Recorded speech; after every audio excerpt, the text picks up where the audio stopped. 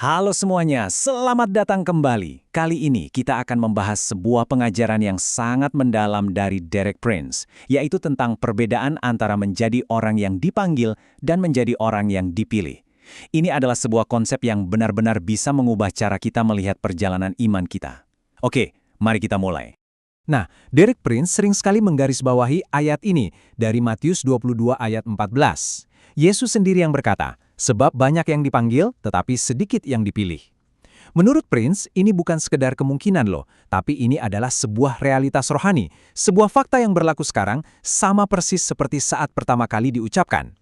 Jadi, banyak sekali yang menerima panggilan itu, tapi nyatanya hanya sebagian kecil yang pada akhirnya benar-benar terpilih. Inilah pertanyaan besarnya kan? Apa sih yang membedakan ribuan orang yang menjawab panggilan di awal dengan segelintir orang yang ternyata bisa bertahan sampai akhir? Nah, jawaban dari pertanyaan inilah yang akan kita coba telusuri bersama. Oke, poin paling krusial menurut Derek Prince ada di sini. Ternyata, di antara panggilan awal dan pemilihan akhir itu, hampir selalu ada satu periode yang disebut masa pengujian. Ini seperti sebuah jembatan yang wajib kita seberangi. Derek Prince menjelaskan kalau proses ini tujuannya adalah untuk memurnikan dan melayakkan seseorang. Dan yang menarik, semakin besar tanggung jawab panggilannya, biasanya semakin berat pula ujian yang harus dilewati.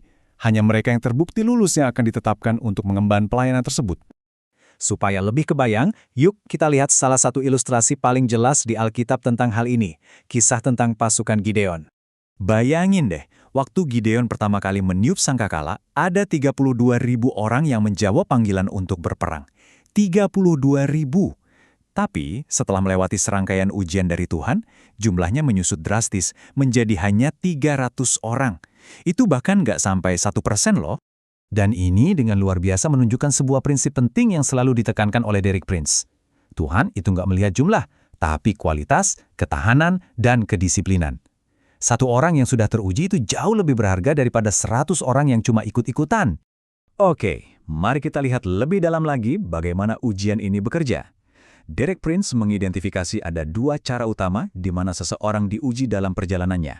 Dan uniknya, keduanya ini seperti dua sisi dari mata uang yang sama. Nah, yang sangat menarik di sini adalah bagaimana ujian itu bisa datang dari dua arah yang berlawanan.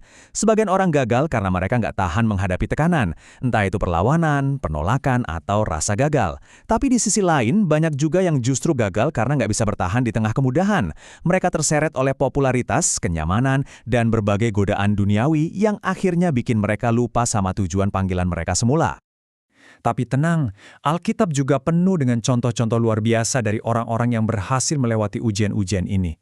Menurut Derek Prince, kisah mereka ini jadi teladan buat kita tentang ketekunan yang diperlukan untuk menjadi bagian dari orang-orang yang terpilih. Coba kita lihat Ayub.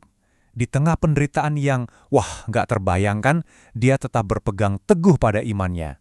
Seperti yang tertulis di Ayub 23 ayat 10, seandainya ia menguji aku akan timbul seperti emas. Menurut Derek Prince, kunci kemenangan Ayub adalah sikapnya terhadap firman Tuhan, yang ia hargai lebih dari apapun. Lalu ada Yeremia yang dipanggil waktu usianya masih sangat muda. Ujian terbesarnya adalah kesepian. Kesetiaannya justru membuat dia terasing. Tapi seperti yang ia tulis dalam Yeremia 15 ayat 16, ia menemukan kekuatan dan sukacita dari firman Tuhan. Ia berkata, "Firman-Mu itu menjadi kegiralan badiku dan menjadi kesukaan hatiku."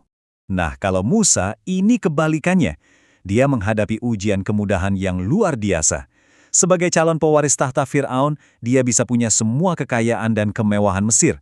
Tapi seperti yang dijelaskan dalam Ibrani 11 ayat 26, ia menolak semua itu. Karena ia menganggap penghinaan karena Kristus kekayaan yang lebih besar dari semua harta Mesir. Pandangannya sudah tertuju pada upah kekal yang jauh lebih mulia. Sekarang, yuk kita bawa semua ini ke dalam kehidupan kita pribadi.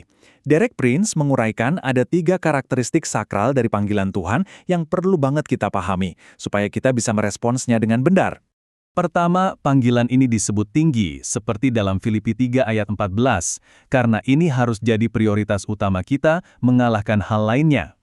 Kedua, ini panggilan yang kudus, seperti di 2 Timotius 1 ayat 9, yang artinya kita harus menjaganya tetap murni dari kompromi.